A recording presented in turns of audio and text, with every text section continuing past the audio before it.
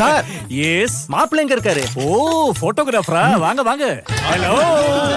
மாப்பிள்ளைக்கு வயசு கொஞ்சம் அதிகமா. மாப்பிள்ளை மட்டும் தான் ஜம்முன்னு ரெடி ஆகணுமா? பட்டு வேட்டி சட்டையில நாங்களும் மாப்பிள்ளை மாதிரி ரெடி ஆகுறோம். Super sir. சரி சரி, மாப்பிள்ளைய பார்க்கலாம் வாங்க.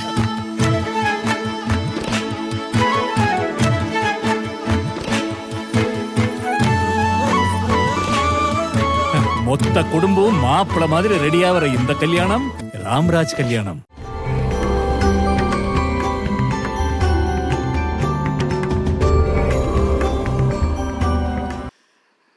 ரொம்ப மகிழ்ச்சியாக இருக்கிறது.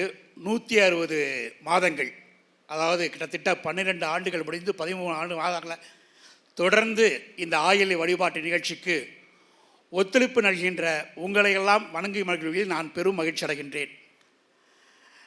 இன்றைக்கி பார்த்தீங்கன்னா முன்னிலை ஏற்றிருப்பவர் ஒரு ஒன்றிய செயலாளராக இருந்து அந்த முன்னிலை ஏற்றிருந்தார். இன்றைக்கி தஞ்சாவூர் நாடாளுமன்றத்து உறுப்பினராக இன்று அந்த முன்னிலை பொறுப்பை ஏற்று அந்த அவையில் அமர்ந்திருக்கிறார். அந்த மேடையில் அவர் திருப்பூர் கிருஷ்ணா அன்றைக்கி வந்தார், அமர்ந்து கீழே உட்கார்ந்தார். மேலே கூப்பிட்றப்ப இப்போ ஒன்றிய செயலாளர் இருக்கார், மிக விரைவில் மிகப்பெரிய பொறுப்பு ஏற்க போகிறான்னு சொல்லக்கூடிய வாய்ப்பு கிடச்சிச்சு. அது யதார்த்தமாக மனசுலேருந்து தோணுச்சு. ஏன்னா எல்லாத்தையும் சொல்லிட முடியாது. அதற்குரிய பண்பினை, அதற்குரிய செயல்களை அருமைக்குரிய நண்பர் இல்லை, என்னுடைய சகோதரர் முரசிலை அவர்களை நான் இந்த ஆசிரமத்தின் சார்பாக மரியாதையோடு நானும் வரவேற்பதில் பெரும் மகிழ்ச்சி அடைகின்றேன். அருமைக்குரிய இன்றைய சிறப்பு விருந்தினர் அவர்கள் அவர் பெரிதும் நேசிக்கின்ற வள்ளல் பெருமானை பற்றி பேச இருக்கிறார். ஏன்னா அவரை வள்ளலார் நேசர் என்றுதான் எல்லாரும் அழைப்பார்கள். அருமையான நாயன்மால் பிறந்த மண் அந்த திருவெண்காடு மண். அந்த மண்ணிலிருந்து இங்கு வருகை சிறப்பித்திருக்கிறார் அருமைக்குரிய இன்றைய சிறப்பு விருந்தினர், மிகச்சிறந்த எழுத்தாளர், கவிஞர், ஒரு ஆன்மீக சொற்பொழிவாளர், மிகச்சிறந்த பட்டிமன்றத்தினுடைய பேச்சாளர், பல நல்ல நூல்களை எல்லாம் இந்த சமூகத்திற்கு தந்திருக்கிறார். குறிப்பாக புனித வள்ளலார் புரட்சி பாதை என்கிற அந்த நூல், அதே போல் நேசம் விரும்பும் நெருப்பு பூக்கள் என்கிற பல நல்ல நூல்களை எல்லாம் இந்த சமூகத்திற்கு தந்திருக்கிற ஒரு நல்ல மனிதர்.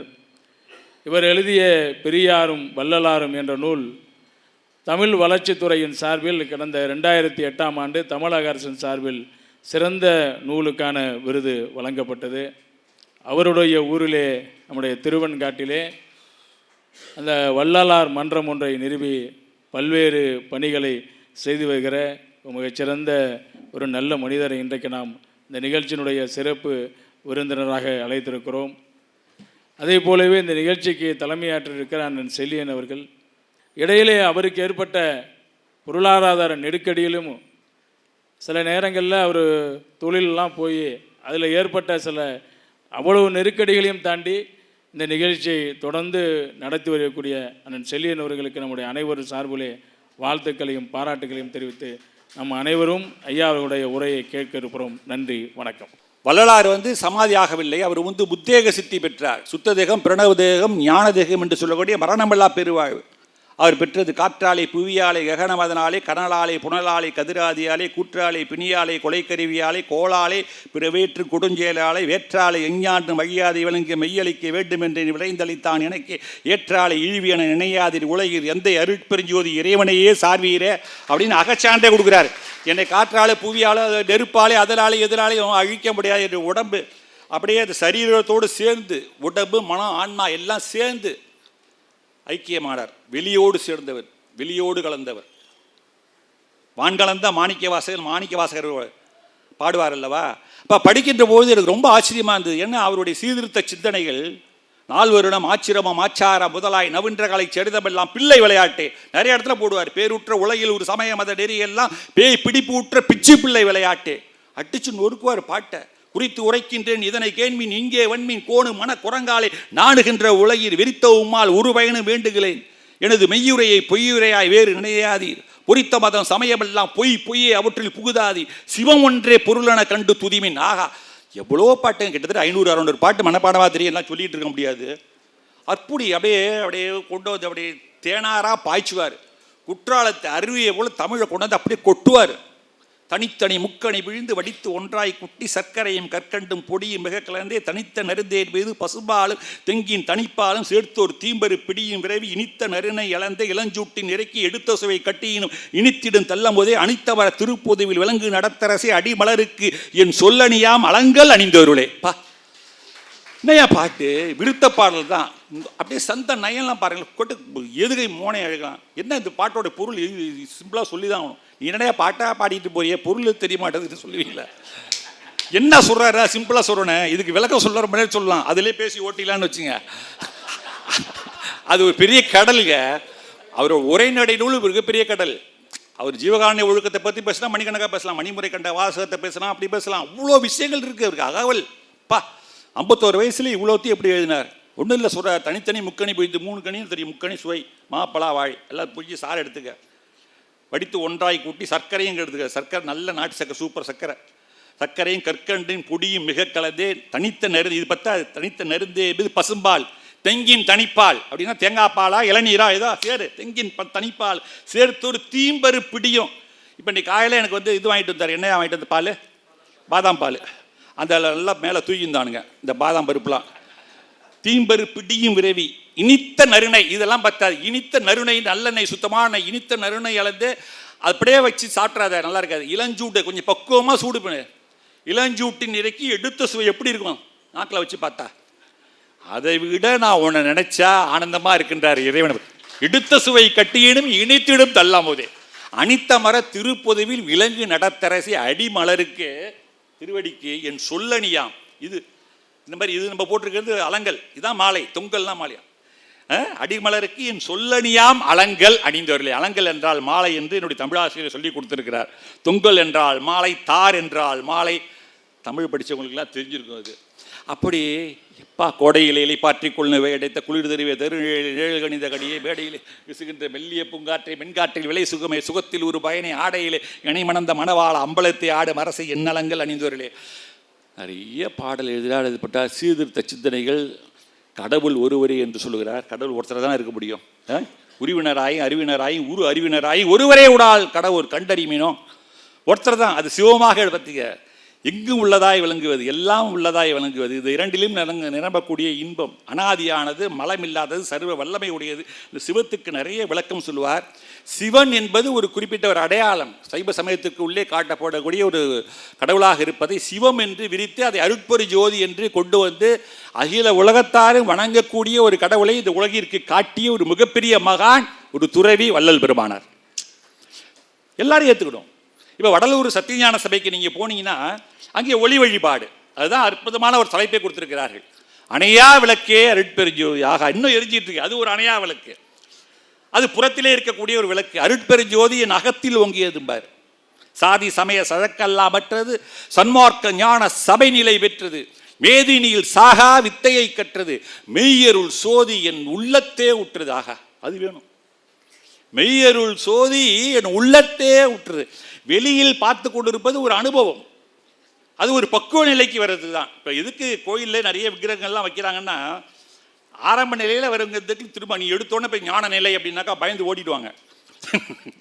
ஒரு யோகம், தவம், ஞானம் அப்படின்னா அப்பா சிம்பிளாக ஏதாவது காட்டியா அப்படின்றது தான் வந்து விக்கிரகத்தை காட்டுவாங்க. அப்பா முருகனை நல்லா பார்த்துக்க. அதில் நிறைய பொருள் இருக்கும். கையில் வேல் இருக்குன்னா அது அறிவினுடைய அடையாளம். அறிவு என்பது எப்படி இருக்க வேண்டும்? அகண்டு இருக்க வேண்டும்.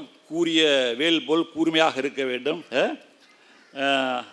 அகண்டு ஆழமாகவும் இருக்க வேண்டும். அப்படி ஒன்று ஒன்று வச்சுருக்கிறாங்க. சேவல் கொடியும், சேவல் மயிலை வந்து வாகனமாக வச்சுருக்காங்கன்னா நிறைய வழக்கம் இருக்குங்க. அதுக்கு பரவிந்து பரநாத தத்துவம். சேவல் வந்து கொக்கரக்கோ கூவும் சவுண்டு, சவுண்டினுடைய அடையாளமாக சேவல். மயில் வந்து பார்ப்பதற்கு அழகு. விந்து பரவிந்தினுடைய அடையாளமாக மயில், பரநாதத்தினுடைய அடையாளமாக ஓம் என்கின்ற பிரணவ மந்திரத்தினுடைய அடையாளமாக சேவல் கூவக்கூடிய. இதையெல்லாம் நம்முடைய முன்னோர்கள் ஒரு அர்த்தமுள்ள ஒரு உருவத்தை நமக்கு தந்திருக்கிறார். அதை பார்த்துக்கோ, அதை புரிஞ்சுக்கோ, அதுலேருந்து நிறைய கருத்தை உள்வாங்கி வந்துக்கோ. அதையும் தாண்டி மேலே வா, அடுத்த ஸ்டேஜுக்கு போ. அடுத்த ஸ்டேஜுக்கு போகும்போது சிவலிங்கம் அப்படியே ஒரு வள்ளலார் போகும்போது அப்படி தான் போகிறார். முதல்ல கந்த கோட்டத்தெல்லாம் ஒருமையுடன் நின்று திருமலரடி நினைக்கின்ற உத்தமர்த உறவு வேண்டும், உள்ளொன்று வைத்து புறவொன்று பேசுவார், உறவு களமாமை வேண்டும், பெருமை பெரு நினது புகழ் பேச வேண்டும், பொய்மை பேசாது இருக்க வேண்டும், பெருநெறி பிடித்து ஒழுக வேண்டும், மதமான பேய் பிடியாது இருக்க வேண்டும், மருவு பெண்ணாசி மறக்க வேண்டும், உன்னை மறவாது இருக்க வேண்டும். மதி வேண்டும் என் கருணை நிதி வேண்டும் நோயற்ற வாழ்வு நான் வாழ வேண்டும் பெருமமிகு சென்னையில் கந்த கோட்டத்தில் தலமோங்கு கந்தவேலை தன்முக துய்யமணி உண்முக செய்வமணி சண்முக தெய்வமணிய புத்தொரு பாட்டு தெய்வமணி மாலை நிறைய பாட்டு அதில் ரொம்ப அற்புதமாக இருக்கும். முருகனை ஆரம்பத்தில் கும்பிட்டார் பார்த்தார், அப்படியே அடுத்த ஸ்டேஜுக்கு போகிறார். சிவலிங்க வழிபாடு கொண்டார். திருமலை வாயில் சிவன், நிறைய திருவொட்டியூர் சிவன், திருமுதுகுன்ற விருத்தாச்சலவரில் வந்தார். சிவலிங்கத்து மேலே ஒரு அது சைவ சித்தாந்தத்தில் அருவுருவ வழிபாடு. உருவத்திற்கு நீங்கள் தட்சிணாமூர்த்தியை வச்சுக்கலாம், பைரவரை வச்சுக்கலாம், சண்டிகேஸ்வரர் வச்சுக்கலாம், நடராஜரை வச்சுக்கலாம், ஏகப்பட்ட பேர் இருக்காங்க உருவத்தில். அருவுருவம் ரொம்ப மெயின். ஆக்சுவலாக சிவலிங்க தத்துவம் என்பது ஒரு அருவுருவம் தான் இல்லையா? அது என்ன ஷேப்? உருளையா? இல்லை. சிவகமா? இல்லை. எப்படி சொல்ல முடியும்? ஒரு பாலா? உருண்டையா? அதுவும் இல்லை. அது ஒரு அது எதிலையுமே வர. ஆமாம், அருவுருவம். கீழே ஆவுடையார், மேலே லிங்கம். அற்புதம். அது சதாசிவ திருமேனி என்று சைவ சித்தாந்தம் சொல்லும். சிவலிங்க உருவம் சீவனுடைய அடையாளமாக இருக்கக்கூடிய சிவலிங்கம் என்பார்கள். அதையும் தாண்டி மேலே போகிறார். அது நடராஜர் மேலே ஒரு ஆசை வந்துடும். தனி நடராஜ சர்க்குரு மணியே நிறைய பண்டெறி சமயங்கள் மதங்கள் என்றிடுவோர் பவனெறி இதுவரை பரவியதனால் செந்நெறி அறிந்தில இறந்து உலகோர் சரி இருள் அடைந்தனர். அதில் இன்னெறி புன்னெறி தவிர்த்து ஒரு பொதுநெறி எனுவான் புத்தவு தருகின்ற சுத்த சன்மார்க்க தன்னெறி செலுத்துக என்ற என் அரசே தனி நடராஜ சர்க்குரு மதியே பாடுறார். சர்க்குரு மணி நடராஜபதி மாலையில் நிறைய பாடுவார். தில்லை தான் சைவத்தில் மிகவும் சிறப்பான தலம். தரிசித்தால் முக்தி என்பார்கள். 1008 சிவதலம் இருக்கு. உங்களுக்குலாம் தெரிஞ்சிருக்கும். அங்கேருந்து இங்கே காஷ்மீர்லேருந்து இங்கே கன்னியாகுமரி வந்தீங்கன்னா இந்த 1008ஐயும் தரிசித்தால் கிடைக்கக்கூடிய பேரு என்னவோ அதை நீங்கள் ஒரே தலத்திற்கு சென்றால் பெறலாம் என்றால் அதுதான் சிதம்பரம். சித் கூட்டல் அம்பரம், ஞானாகாசம், ஞான வெளி, சித்தம்பரம், தில்லை வனம். தில்லை தான் முன்னாடி உள்ள பேர். அதான் கோவில் என்றாலே சிதம்பரம் தான். அங்கே போகாத ஆளே கிடையாது. சுந்தரர்வாக ஆஹா அருமையாக பாடுவார். பதஞ்சலி, வியாக்கரபாதரன், திருமூலருக்கு அங்கே சந்நிதி இருக்கு. சிதம்பரத்தில் போனால் அதெல்லாம் பாருங்க. அப்போ நடராஜர் மேலே ஒரு தத்துவம். நடராஜ தத்துவம் உங்களுக்கு எல்லாம் தெரிஞ்சது. நான் சொல்ல வேண்டியது ஆக்கல் காத்தல் மறைத்தல் அருள். ஆக்கல் காத்தல் அழித்தல் மறைத்தல் அருள் என்கின்ற பஞ்ச கிருத்தியங்களும் நடராஜருடைய உருவத்தில் காட்டும். துடி, இங்கே நெருப்பு, வீசியகரம், அபயகரம், முயலகனை மிதிப்பது மறைப்பு. இப்படி அந்த நடராஜர் மேலே ஒரு பக்தி. அதையும் பார்க்குறார், தாண்டுறார். பாருங்க, இதெல்லாம் ஒரு 51 வயசுக்குள்ளே ஒரு படிப்படியாக அடுத்த கட்டத்துக்கு அவர் மூவ் ஆகுறாரு. மூவ் ஆகி போகும்போது தான் பார்க்குறாரு இந்த ஒளி வழிபாடு. எல்லா இடத்துலையும் எல்லா ஞானியர்களுக்கு முன்னாடி நம்ம விளக்கு ஏற்றி வைக்கிறோம். அணையாத தீபம் அங்கே எரிஞ்சிட்டு இருக்கு. தகர கண்ணாடி விளக்கு அங்கே எரியுது. உள்ளார பார்த்தேன். வள்ளலாருடைய பழைய உருவம் அந்த பிளாக் அண்ட் ஒயிட்டில் வரைஞ்சி வச்சுருக்காங்க. போனால் அவரையும் கொஞ்சம் கும்பிட்டு போங்க அம்மா, அவரையும் பாருங்கள். சிம்பிளிசிட்டி என்னெல்லாம் சொல்கிறீங்களே, அவர் அவ்வளோ பெரிய ஞானி. காட்டுவீர் அணைமேல் இருக்கவும் பயந்தேன், கால் மேல் கால் வைக்கவும் பயந்தேன், பாட்டு அயல் கேட்கவும் பயந்தேன், பஞ்சனை மேல் இருக்கவும் பயந்தேன். நான் மெத்தையில படுக்கிறதுல எனக்கு வெக்கமாக இருக்குன்றாரு. கால் மேலே கால் வச்சுட்டு அது என்ன ஒரு திமிருதனம். பயந்தேன்கிறாரு. கைகள் வீசி நடப்பதை நானே கைகளை கட்டியே நடந்தேன்றார். பாப்பா அவர் சொல்கிறாரு, எனக்கு என்ன அவ்வளோ ஒரு சிம்பிளிசிட்டி, அவ்வளோ ஒரு பயம், இது எவ்வளோ ஒரு எளிமை. அவர்கிட்ட இருந்து ரெண்டு வெள்ளாடைகள் தான்றாங்க. 2 வெள்ளாடைகள் போட்டிருந்தவர். அவர் எழுதுறாரு, தன்னுடைய ஃப்ரெண்டு இருக்க ரத்தனம் எழுதுறாருக்கு திருமுகம் எழுதுறார். அவர் சென்னையில் இருக்கிறார், இவர் இங்கே வடலூர்லேருந்து எழுதுறார். இவருக்கு ஒரு லாங் கிளாத் பீஸ் வேணுமா. அவர் போட்டிருந்து ஒரே இதை துணியை லாங் கிளாத் பீஸ் எடுத்து இடுப்பில் வேஸ்டியாக கட்டி அப்படியே அதை கொண்டு மேலே போட்டு முக்காடு போட்டு உடம்பை முழுசாக மறைச்சிருப்பார். அதுக்கு எழுதுறார், எனக்கு சென்னையிலேருந்து வரும்போது ஒரு லாங் கிளாத் பீஸ் கொஞ்சம் வாங்கிட்டு வா, இதுக்கு ஏதோ பண சிரமமாக இருந்தால் கொஞ்சம் பொறுத்துக்கோ, அதனால் ஏற்படக்கூடிய அந்த இடர்களை அந்த ஆண்டவர் தீர்ப்பிப்பார் அப்படின்னு தன்னுடைய டேர் ஃப்ரெண்டுக்கு ஒரு லெட்டர் எழுதுறாருன்னா, அந்த மாதிரியான ஞானிகள் இந்த காலத்தில் நம்மளாம் பார்க்க முடியுமாங்க? நினச்சி பாருங்க. தமிழ்நாட்டில் பிறந்தாருங்க அந்த மகான், அவ்வளோ பெரிய மகான். சாதாரண குடும்பத்தில்ங்க. அவங்க அப்பா சும்மா சாதாரண கணக்கு பிள்ளைங்க. கணக்கு பிள்ளை ராமலிங்க பாட்டு எழுதுறானா? மெட்ராஸில் உள்ள புலவர்கள்லாம் ஏகடியம் பண்ணியிருக்காங்க. இவன் என்ன விருத்தப்பாவாக எழுதுறான், வெண்பாலாக எழுத முடியுமா அப்படின்னா, ஒரே நாளில் உட்காந்து 100 வெண்பாவை எழுதி அடித்து தூக்கி சிவனேச வெண்பா. உப்பிருந்தவோடோ ஒதியோ உலாப்பினவோ வெப்பிருந்த காடோ வினைச்சுமையோ செப்பரியன் கண்ணப்பருக்கு கணியணையாய் நிற்பனையா துண்ணப்பருக்கு உடம்பு 100 வெண்பா ஒரே நாள் எழுதியான்னு போட்டான். ஆச்சரியப்பட்டானு. இவன் எங்கடா படித்தான், எப்படா படித்தான், பள்ளிக்கூடத்துக்கும் போல, காலேஜுக்கும் போல, யூனிவர்சிட்டிக்கும் போல, இலக்கண வழி இல்லாமல் பாட்டு எழுதுறானே. வெண்பா புலவருக்கு வெண்பா புளியும்பாங்க சார். எழுதுறது ரொம்ப கஷ்டம், தலை தட்டும். உங்களுக்குலாம் தெரிஞ்சிருக்கும், வெண்பாவுக்கு இலக்கணம் படித்தவங்களுக்கு தெரியும் எப்படி எழுதணுங்கிறது.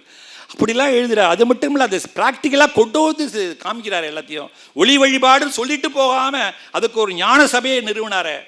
அந்த ஞான சபையில் சத்துவத்தை கொண்டு வந்தார். விளக்க உள்ளே வச்சாருன்னா எந்த இடத்துல வச்சிருக்கிறார் தெரியுமா? அனாட்டமி படிச்சிருக்கிறாருங்க அவர். அனாட்டமி. இந்த கபாலத்தில் எத்தனை எலும்புகள் இருக்கிறதோ அத்தனை ஓடுகள் மேலே போட்டு வச்சிருக்கிறார், கவுத்து வச்சிருக்கிறார். தாமரை மலரை கவிழ்த்தது போல ஒரு உருவம் சத்திய ஞான சபை. எண்கோண வடிவம், 8 திசையும் 16 கோணமும் எங்கு ஒன்றாய் முட்டி ததும்பி முளைத்துவங்கு சோதியினை மூடரலாங்கூடி கட்டி சுருட்டி கக்கத்தில் வைப்பார், கருத்தில் வையார், பட்டபகலை இரவென்று கூறிடும் பாதகரே. பட்டினத்தார். இந்த கருத்து தாங்க வருது, அங்கே வருது.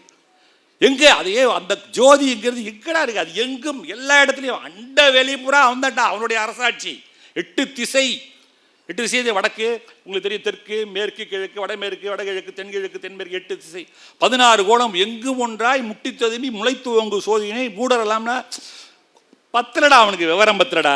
அவ சரஸ்வதி படம்னா பூஜை பண்ணுறன்ட்டு கக்கத்தில் வச்சு போயிட்டு இருக்கான். நாளைக்கு சரஸ்வதி பூஜை கொண்டாடுறதுக்காக படத்தை சாமி படத்தை கக்கத்தில் வச்சு போயிட்டு இருக்கான். கருத்தில் வைக்கிறான், மூளையில் வைக்க மாட்டேங்கிறான். பட்டப்பகலை எப்படி சொல்கிறார், உதாரணத்தை போட்டு நொறுக்கிறாரு பட்டினத்தை. பட்டப்பகலில் பசுமாடுது இல்லை, அதை போய் எருமான்னு சொல்கிறான் அவன். இவனை என்ன செய்யறது? பட்டப்பகலை இரவென்று கூறிடும் பாதகரை திட்டுறாரு. அப்போது அதை கொண்டாந்து வைக்கும் போதுடே ஒளியில் தாண்டா நிறைய விஷயம் இருக்குன்றார். அதுக்கு உங்களுக்கே பார்த்தீங்கன்னா பஞ்சபூதத்தில்ங்க அது ஏன் வச்சார்னா நிறைய விஷயங்கள் இருக்குங்க. நெருப்பு மட்டும் தாங்க நீங்கள் தீபத்தை பிடிச்சின்னா கீழே இருந்து மேலே போகும். மற்றது எல்லாம் பார்த்தீங்கன்னா இது இப்போ அப்படியே பாட்டில் திறந்து ஊற்றுன்னு வச்சுக்க, சந்தடி சக்கலான தண்ணியை குடிச்சிட்டேன். மேலேருந்து கீழே உழுது. காற்று எல்லா திசையும் அடிக்கும். இது அடிக்கிறது புயல் மாதிரி அடிச்சுன்னா புயல் அந்த திசையில் அடிக்கும் காற்று. மண்ணை அள்ளி போட்டால் மேலேருந்து கீழே தான் வரும். வெளி எங்கே பார்த்தாலும் இருக்குது. வெளி பஞ்சபூதத்தில் நீர் நிலம் நெருப்பு காற்று ஆகாயத்தில் இந்த நெருப்பு மட்டுமே எரிகின்ற தீபத்தை தீவட்டியே பிடிச்சிங்களே வச்சு நெருப்பு குச்சியை கொளுத்தினாலும் கீழே தீபம் மேலே தான் போகும். நீங்கள் எப்படி தலைகீழ கவுத்து வச்சாலும் தீபம் மேலே தான் போகும். அதை போல் ஆன்மீகத்தில் நீ கீழிருந்து மேல் வர வேண்டும், விலங்கு நிலையிலிருந்து தெய்வ நிலைக்கு வேற வேண்டும். அப்படி வச்சுக்கலாம். மூலாதாரம், சுவாதிஸ்தானம், அநாகதம், மணிப்பூரகம், விசுக்தி, ஆண்யை என்று சொல்லக்கூடிய 6 ஆதாரங்களிலே உடைய நிலை படிப்படியாக மேலே ஏற வேண்டும். அட்டாங்க யோகத்தில் இயமம், நியமம், ஆசனம், பிராணாயாமம், பிரத்யாகாரம், தாரணை, தியானம், சமாதி என்று சொல்லக்கூடிய அது 8 நிலையில் மேலேறி வர வேண்டும். சரியை கிரிய யோகம் ஞானம் என்று சொல்லக்கூடிய 4 நிலையில் மேலேறி வர வேண்டும். நெருப்புக்கு அவ்வளோ விஷயம் இருக்குது. அது மட்டும் இல்லை, எல்லாம் பொல்யூஷன் ஆகும். எம்பி சார் இங்கே உட்காந்துருக்காரு தெரியும். ஏர் பொல்யூஷன் மெட்ராஸில் போக முடியல. என் ஆஃபீஸில் 6 மணிக்கு கிளம்புனா எங்கே சார் கிட்டத்தட்ட 7 கிலோமீட்டர் போகிறதுக்கு 1.5 மணி நேரம் ஆகுது. டர்ரு புர்ருன்றான். இப்போ தான் பேட்டரி வெஹிக்கிள்லாம் வந்திருக்கு. புகை கொஞ்சமாக கக்குறது. கதவை கிளாஸ் ஏசி கிளாஸ் தோந்து அவ்வளோ புகை. பக்கத்தில் 2 வீலரில் முறுக்குவான், ஆட்டக்காரன் முறுக்குவான். Air pollution. தீபாவளி அன்னைக்கு பட்டாசை அதிகமாக கொளுத்தாதீங்க, பசுமை பட்டாசுன்றான். தண்ணியில் பொல்யூஷன். எல்லாத்தையும் சாயப்பட்டல் திருப்பூர் பக்கம் போனால் எல்லாம் கலந்து விட்றான். கடல்லே கொண்டு கலந்து விட்றான். எண்ணெய் அதிகம் கலந்து விட்றான். எல்லாம் பொல்யூஷன். எல்லாத்தையும் பொல்யூஷன் பண்ண முடியுங்க. வெளியில் பொல்யூஷன், ஓசோனில் ஓட்ட விழுந்துருச்சுட்டான். என்னென்னமோ சொல்லிட்டு இருக்கானுவங்க. நெருப்பை மாசுபடுத்த முடியுமாங்க? நெருப்பை மாசுபடுத்த முடியுமா? அதை நெருங்கினாலும் மாசை அது எடுத்து விட்டு அது எப்போது தூய்மையாக இருக்கும். அப்படி இருக்கக்கூடிய ஒன்றே ஒன்று எதுன்னு கேட்டால் அதுதான் நெருப்பு. அதுதான் ஜோதி. மலம் இருப்பதும்பாங்க. இப்போ இது போடுறமே இதனுடைய அர்த்தம் என்ன? மும்மலங்களை இருப்பது. ஆணவம், கண்மம், மாயை இருப்பது. பசுமாற்றுடைய சாணத்தில் தான் எடுக்கிறோம். ஆவினுக்கு அருங்கலம் அரணஞ்சாடுதல். பூவினுக்கு அருங்கலம் பொங்குதாமரை, ஆவினுக்கு அருங்கலம் அரணஞ்சாடுதல், கோவினுக்கு அருங்கலம் கோட்டமில்லது, நாவினுக்கு அருங்கலம் நமச்சிவாய். அற்புதம். அதில் அரணஞ்சாடுதல்ல பஞ்சகவ்யம் ரொம்ப முக்கியம். அப்படி பார்க்கின்ற போது நெருப்பு அது பொசுக்குது, சாணியை பொசுக்குது. கருப்பாக இருக்குது. கருப்பாக இருக்கிறது வெள்ளையாக மாறுது. உன்னுடைய மனசு கருப்பாக இருந்ததுன்னா, தீய எண்ணங்கள் இருந்ததுன்னா எல்லாம் அந்த அழுக்கெல்லாம் இன்னைக்கு விட்டு வெள்ளையாக வந்துரு. அதனுடைய அடையாளத்தை போடுறது தான் இங்கே பட்டையை போடுறோம். 3 பட்டை போடுறது ஆணவம், கண்மை, மாயை ஒழிப்பதற்கான அடையாளம். அடுத்தது வாழ்க்கை என்பது ஒரு நிரந்தரம் இல்லை. நீ எப்போ வேணாலும் சாம்பல் ஆகலாம். இப்போ ரொம்ப சீக்கிரமாக சாம்பல் ஆகலாம். இப்போ செத்து போயிட்டா எல்லாத்துக்கும் பேக்கேஜாக வச்சுக்கிறான். இதுக்கு ஒரு குரூப்பு எல்லாம் ஃபோன் நம்பர் எழுதி வச்சுருப்பான். இங்கே வந்து எல்லாம் ஒரு புக்கு, நீ அந்த நம்பரை ஃபோன் பண்ணினா காலையில் செத்து போனால் நான் அனௌன்ஸ்மெண்ட் பண்ணுறதுலேருந்து கிராமத்தில், அப்புறம் கொண்டாந்து சேர் போடுற ஷாமியான போடுறதுலேருந்து, இந்த வெட்டியான்னு சொல்லுவாங்கள்ல அவர் ஏற்பாடு பண்ணுறதுலேருந்து, அந்த பேக் அது என்னென்ன பொருள் வாங்கணுமோ அதுலேருந்து கொண்டாந்து கேனில் டீ காப்பி சப்ளை பண்ணுறதுலேருந்து எடுத்துகிட்டு போய் உள்ளே கொண்டு வந்து உங்கள்கிட்ட ஒரு கையில் கொண்டாந்து புடி சாம்பல் இருந்தால் வச்சுக்கோ, முடிஞ்சு போச்சு சார். கடைசியில் ஒன்றுமே இல்லை சார். இதுக்கு என்ன ராஜமூர்த்தி, அவன் இவன் யோகா, அவன் எம்பி எல்லாம் இருக்க. இன்னொரு 100 வருஷம் கழிச்சு எங்களை நாங்களாம் உட்காந்து பேசின அடையாளம் கூட ஒரு பேருக்கு தெரியாது. 100 வருஷம் நாங்கள் இன்னொரு 50 வருஷம் நினச்சி பாருங்களேன், என்னங்க இருக்கு. அப்போது அது நெருப்பு வந்து அதையும் கொளுத்தி போட்டு அது சுத்தமாக இருக்குன்னா அதுதான் கீழே இருந்து மேலே போகுது. பஞ்சபூதங்கள் மையமாக இருக்குது. எங்க உருவத்தையும் அதை வந்து எப்படினாலும் நீங்கள் வச்சுக்கலாங்க. அது உருவமா அருவமா அருவுருவமா?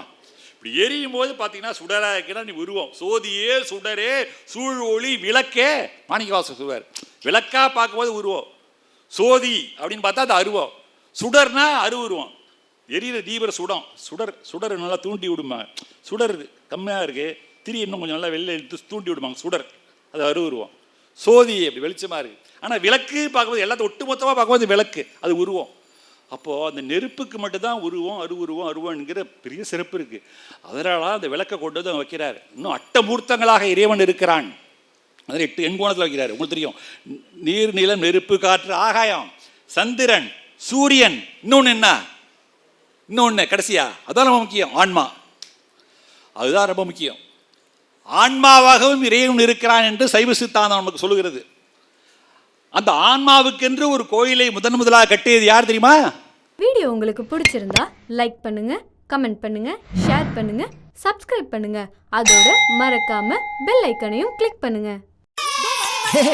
சார் எஸ், மாப்பிள்ளை எங்க இருக்காரு? ஓ போட்டோகிராஃபரா? வாங்க வாங்க. ஹலோ. மாப்பிளைக்கு வயசு கொஞ்சம் அதிகமோ? மாப்பிளை மட்டும் தான் ஜம்முன்னு ரெடி ஆகணுமா? பட்டு வேட்டி சட்டையில நாங்களும் மாப்பிளை மாதிரி ரெடி ஆகுறோம். Super sir. சரி மாப்பிளைய பார்க்கலாம் வாங்க.